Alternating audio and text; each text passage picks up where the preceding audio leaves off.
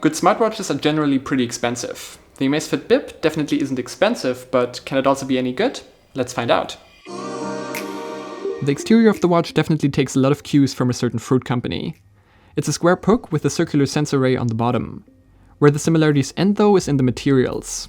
The bib is made completely from hard plastic and also doesn't feel particularly premium. I do like the green color of the band and the casing, as it makes the design a bit more interesting. What I don't like is that the mechanism for securing the band is very loose, which gives it a rather cheap feel.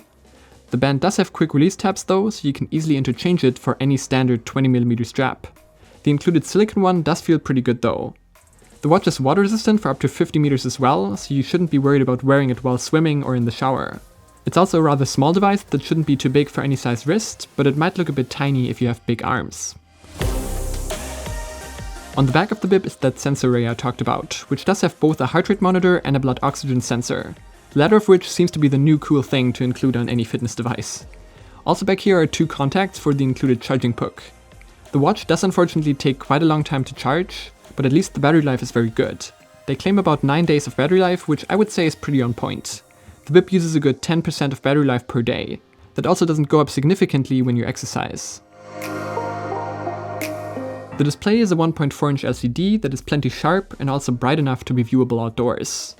But because it's an LCD, it doesn't have always-on functionality, meaning that you can only see the time by either raising your wrist or tapping the button on the side.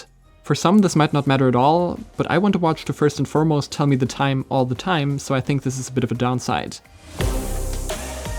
It's operated using the touchscreen and the single button on the side that serves as a wake and home button, which I guess brings us pretty well into the interface and functionality.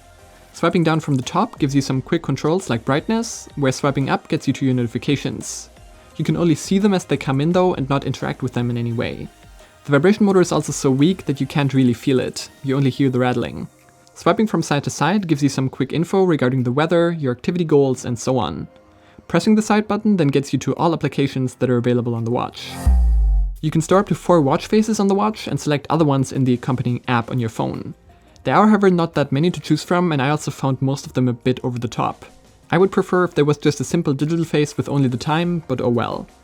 Apart from showing you the time, the bib can of course also track your steps and high intensity activity throughout the day automatically, just like an Apple or Wear OS watch would. This tracking does also seem to be pretty accurate. The heart rate monitor is always on, so you can track your heart rate throughout the day as well. The blood oxygen monitor seems to work well enough too, but by now you probably know that a low value on these things is only an indicator that you should cross-check with a professional. You can also track over 50 activities with it, but bear in mind that it doesn't have GPS, so you'll basically always have to have it connected to your phone. I mostly use it for running, and it seemed to track my steps and burn calories pretty well. Apart from the activity features, the watch also does some more small stuff, like show you the weather or let you control your music. The connected app on the phone is where you can see all of the data the bib collected over time, so you can see how you've been doing. This is especially handy if you also want to monitor your sleep with it, as the watch also does have sleep tracking. I sleep well enough though, so this isn't really a concern for me. But the watch does apparently think otherwise, which is why I'm a bit concerned about the accuracy. I have such a deep sleep that you can sound a gong next to me without me waking up, but according to the app I have very light sleep, so I don't know what the deal is there.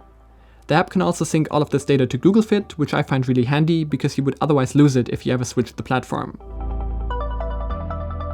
Overall I would say the bib is more accurately described as a fitness tracker with the usual limited smart features than an actual smartwatch. A Mi Band with a square display might be a rather accurate description. But that also really isn't a bad thing, as the price is only about 40 euros and thus very similar to a Mi Band. If you want a watch that is cheap, that can more accurately track your activity than your phone, that also shows you some of your notifications, 40 euros is not a bad deal. You just have to be aware of the rather cheap construction and that you cannot expect true smart features like answering notifications, a voice assistant, or third-party software. If you enjoyed this video, you know which buttons to press, and don't forget to press that follow button on Twitter. I'm Brian, thanks for watching, and I'll see you in the next one.